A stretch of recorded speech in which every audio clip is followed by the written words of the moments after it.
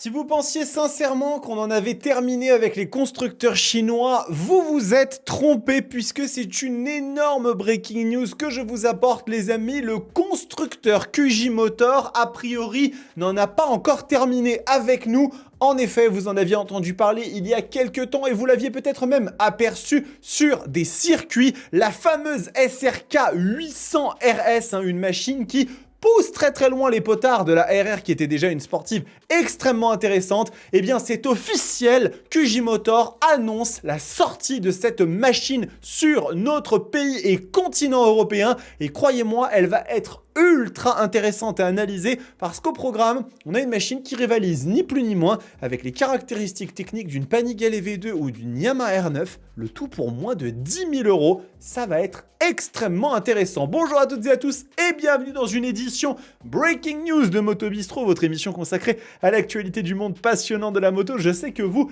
adorez ça et donc aujourd'hui, nous allons parler de cette machine, la SRK 800 RS, qui n'est ni plus ni moins finalement qu'une évolution de la SRK 800 RR, une moto qui avait déjà pas mal fait parler d'elle, la voici, regardez, elle est juste là avec certain nombre de spécificités qui la rendaient, ma foi, alléchante. L'une d'entre elles, en spécificité, c'était celle-là, 9 300 euros. Et donc aujourd'hui, je vous apporte bien évidemment en breaking news cette annonce. Donc n'hésitez pas, si jamais vous appréciez le contenu de la chaîne, à vous abonner parce que c'est vraiment le meilleur soutien que vous puissiez m'apporter. Vous êtes encore très nombreux à regarder les vidéos sans être abonnés. Et ça, c'est ce qui donne notamment de la force pour pouvoir, un petit peu comme ça, être contacté par des marques pour réaliser des événements, des choses de ce genre et vous apporter du coup toujours le meilleur. Alors, comme je disais, on va donc revenir un petit peu sur cette nouvelle machine qui apporte pas mal de changements, notamment au niveau de sa puissance moteur, mais pas que, on a aussi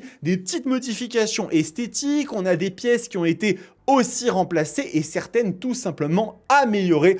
Et donc, écoutez, on va en parler, on va aller regarder déjà dans un premier temps le communiqué de presse, puisqu'il est juste là, regardez, ce petit communiqué de presse de la part de la CIMA qui parle autour de cette machine. Et vous le voyez, après le lancement, il y a 2 ans de la SRK 800 RR sur le marché français, QJ Motor, qui est donc le fleuron moto du groupe Geely. Et je vous le rappelle, si vous n'avez pas eu l'information ou que vous n'avez pas vu cette vidéo, QJ Motor font donc partie du groupe Geely. Et le groupe Geely, ce ne sont pas, si vous voulez, des acteurs un petit peu minoritaires, ce ne sont pas des petits joueurs, non. Geely, c'est entre autres le propriétaire de Volvo, de Polestar, de Lexus, ils sont actionnaires majoritaires de Mercedes-Benz, c'est donc un colosse industriel chinois. Et pour être tout à fait honnête, au vu du positionnement en fait de ce groupe et de QJ Motor, en Chine, cette marque est plus grosse que CF Moto en potentialité. Aujourd'hui, dans le monde, CF a pris les devants en termes d'implantation, mais en puissance industrielle brute, QJ Motor pourrait, s'il le souhaitait, se développer extrêmement rapidement. Et donc, ils franchissent un nouveau palier avec l'arrivée de cette SRK 800 RS, version plus radicale, plus exigeante du modèle qui a inspiré la version Super Sport engagée en WSSP depuis 2024, avec une ligne de carénage agressive, équipement niveau premium et 7 évolutions ciblées. Et alors, c'est cette évolution ciblée, quelles sont-elles? La première, bien évidemment, c'est le moteur. Puisque vous le voyez, la SRK 800 RR était une machine dotée d'un 4 cylindres en ligne de 778 cm3 qui faisait 95 chevaux et qui était donc compatible avec le permis A2. En ce qui concerne la 800 RS, point de permis A2 ne vous sera délivré, vous ne pourrez rien faire puisque la machine passe à 122 chevaux. C'est gigantesque. Le communiqué de presse donne d'ailleurs les détails sur le couple de la machine, 75 Nm à 9500 tours minute, avec donc un taux de compression de 13,5 pour 1 et un alésage course de 55,2 mm. Le bloc affiche une architecture carrée orientée au régime caractéristique des moteurs à vocation sportive, ce qui est effectivement le cas. Quand on voit que ces 122 chevaux sont atteints à 12 000 tours minute, on comprend une chose, c'est que cette machine est là pour faire parler la poudre. Et donc, on a un écart de puissance qui est quand même significatif entre ces deux motos et la RS et la RR et la RS, pardon, excusez-moi. Nous avons aussi d'autres différences avec notamment l'ajout d'un nouvel échappement, un petit peu modifié par rapport à celui qu'on connaissait déjà de base. Vous le voyez entre les deux versions, il est un petit peu plus long, chromé. En termes d'esthétique, on a aussi des changements puisque la robe n'est pas tout à fait la même, hein. Elle est un petit peu plus vivace, comme ça le rouge est un petit peu plus marqué. Elle existe aussi en couleur noire, très jolie d'ailleurs au passage, la couleur noire sur cette machine.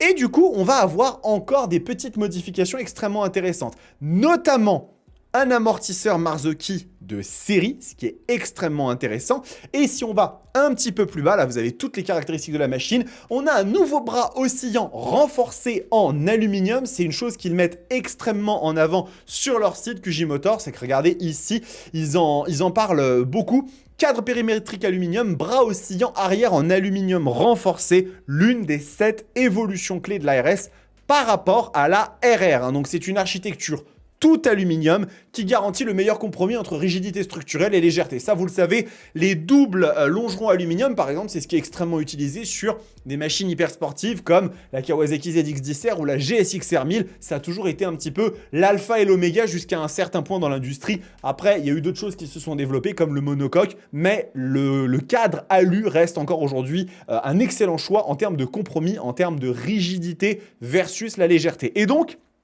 on a aussi des nouvelles platines de repose-pied qui sont réglables, qui permettent d'adapter l'ergonomie à la morphologie et au style de pilotage. Et alors ça, c'est très intéressant. Le train avant, roulant plutôt, hein, est confié à des pneumatiques Pirelli Angel GT. Alors ce qui est vraiment extrêmement curieux, c'est que les Pirelli Angel GT, ce sont des pneus qui ont plutôt une vocation d'être sport GT justement et non pas sport pur. Sur une machine comme celle-là, avec des vocations un petit peu plus sportives, j'aurais peut-être vu plutôt du Super Corsa ou des Michelin Power Cup, des choses qui vraiment mettent en avant un côté extrêmement sportif, mais je pense que la vocation et l'envie ici de QJ Motors, c'était plutôt d'aller dans une direction assez polyvalente de la machine, malgré qu'elle soit plus radicale sur sa performance et sa puissance. Et donc, comme vous le voyez, on a aussi une nouvelle fourche avec donc des tubes inférieurs de 43 mm versus 41. C'est une nouvelle fourche Marzocchi réglable. Au niveau du freinage, on reste toujours sur du très très bon puisqu'on va avoir notamment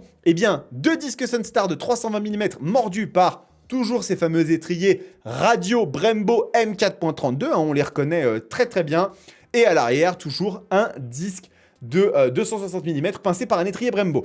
En termes de électronique, on va retrouver la dotation qu'on connaissait déjà sur la RR, très très bonne, avec cet écran TFT que l'on retrouve notamment sur la SRK 921, que j'avais déjà eu l'occasion de tester, avec l'ajout quand même d'un feu Emergency Stop Signal, hein, vous savez, donc quand vous freinez extrêmement fort, ça va activer le feu arrière pour justement signaler à la personne qui est derrière vous que attention, il risque d'y avoir des petits soucis, et donc tout ça vient se rajouter à une machine qui était globalement déjà quand même assez bien équipé avec du contrôle de traction, des modes de conduite, quick shifter bidirectionnel, puisque là, on est bien évidemment sur du ride-by-wire, petit port USB de série. Donc, vous le voyez, la machine est quand même bien dotée, hein, en termes d'électronique, en termes de châssis, en termes de moteur. On commence à arriver à un package qui fait quand même extrêmement plaisir.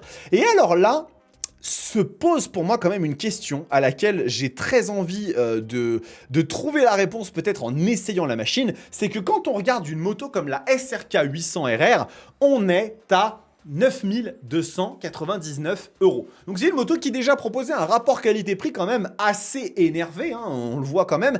Et alors cette SRK 800 RS, elle est proposée à 9699 €. C'est-à-dire qu'on a 400 € de différence entre deux motos dont l'une propose quand même quasiment 30 chevaux de plus que la première, avec un bras oscillant en aluminium, avec du coup un travail qui a été refait un petit peu pour la rendre encore plus agressive, de la technologie en plus, et le tout pour 400 € de différence.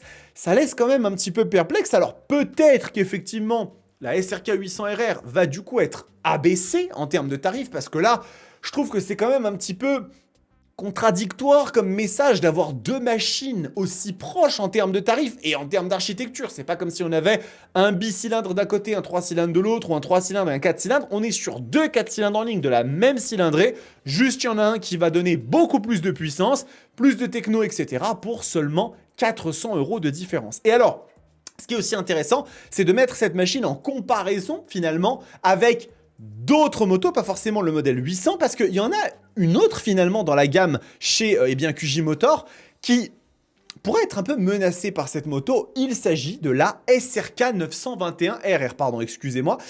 Ici, cette moto qui, elle, pour le coup, est à un tarif bien plus onéreux, hein. On est à 13 500 €, donc on est sur un écart de prix qui est de l'ordre de près de 4 000 € de différence, pour effectivement avoir 6 chevaux de plus. Donc la différence de puissance n'est pas gigantesque.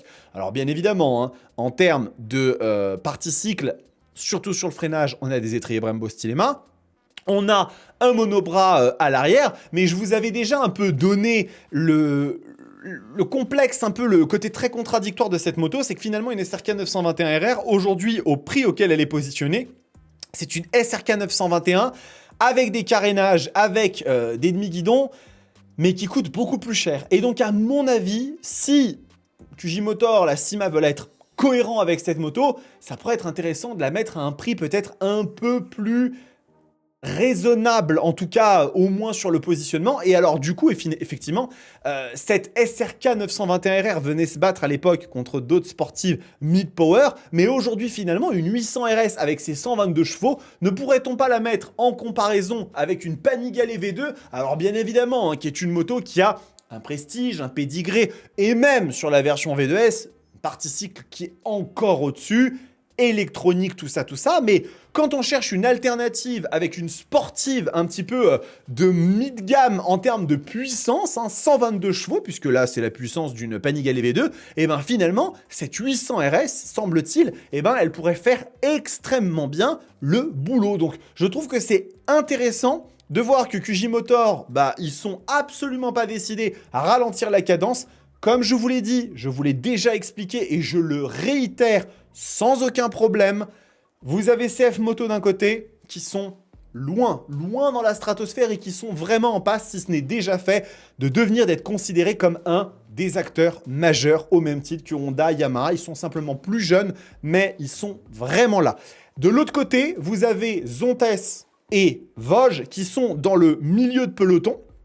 Et derrière, vous avez QJ Motor. Honnêtement, en termes d'immatriculation, en termes de position sur les ventes de motos, ils sont largement plus loin. Ils sont 18e en 2025, mais avec un élan, avec une gamme qui se constitue tellement violente, tellement énervée. Là, on le voit quand même. On a eu en si peu de temps la SRK 921, la SRK 800 RR, maintenant on a la RS, on a la SRK 421 RR aussi, dans les petites sportives dont je vous ai parlé il n'y a pas si longtemps que ça. On a la SRT 450.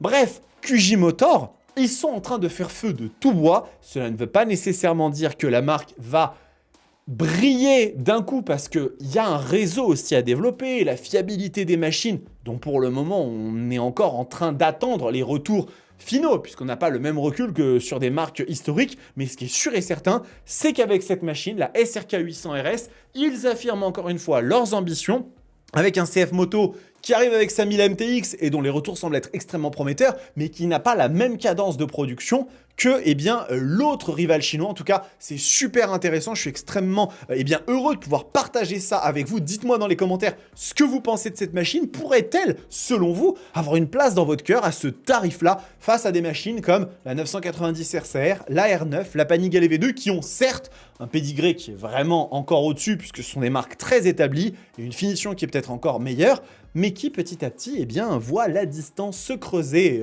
se réduire plutôt avec des marques chinoises comme QJ Motor. En tout cas, voilà, c'est extrêmement intéressant et j'espère que cette vidéo vous a plu. N'hésitez pas encore une fois à me dire ce que vous en pensez dans les commentaires. On se retrouve très très vite parce que là, il va y avoir beaucoup d'actualités. Je tourne cette vidéo juste avant un petit live avec BMW qui va nous faire des grosses annonces. Bref, c'est la folie sur la Roadsters TV. Prenez soin de vous, kiffez vos bécanes. Ciao!